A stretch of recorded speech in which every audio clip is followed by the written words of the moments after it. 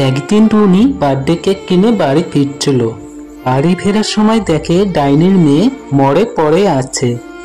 তখন টুনি ডাইনিকে গিয়ে বলল, ডাইনি বোন, তোমার মেয়ে রাস্তায় মরে পড়ে আছে।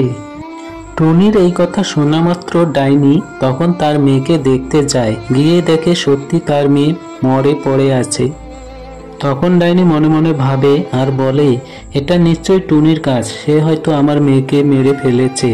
এই ভেবে ডাইনি টুনিকে মেরে ফেলল তার জাদু শক্তি দ্বারা। টুনিকে মেরে ফেলার পর ডাইনি সেখান থেকে চলে গেল। তখন টুনির ছানা এসে দেখে তার মাকে ডাইনি মেরে ফেলে দিয়ে চলে গেছে।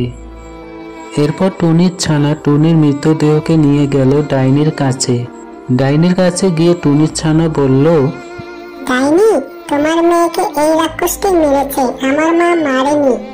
তুমি আমার মাকে ঠিক করে দাও। তখন ডাইনি টুনির ছানাকে বলল, যারা এই ভিডিওটি দেখছে তারা যদি লাইক, কমেন্ট, শেয়ার ও চ্যানেলটি সাবস্ক্রাইব করে দেয় তাহলে আমি তোমার মাকে বাঁচাতে পারবো। তখন টুনির ছানা বলল, বন্ধুরা, এই ভিডিওটি সবাই লাইক, কমেন্ট, শেয়ার ও চ্যানেলটি সাবস্ক্রাইব করে দিন যাতে ডাইনি আমার মাকে আবার বাঁচাতে পারে। সারা রাত জেগে এলবি করার পর রাতজাগা পাখি ঘুমিয়ে পড়ল সকালবেলায়। কিছুক্ষণ পর রাতজাগা পাখির খুব জোরে জোরে নাক ডাকছিল আর সে ঘুমের মধ্যে স্বপ্নে দেখছিল তার ইউটিউব চ্যানেল মনি হয়েছে এবং সে প্লে বাটন পেয়েছে।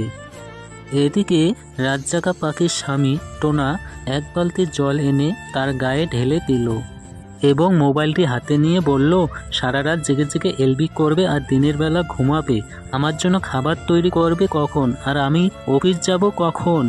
তখন রাতজাগা পাখি বলল, এই আগে তুমি আমার মোবাইলটা দাও তো। তখন রাতজাগা পাখির স্বামী বলল, আগে তুমি খাবার তৈরি করো, তারপর আমি তোমাকে মোবাইল দিব।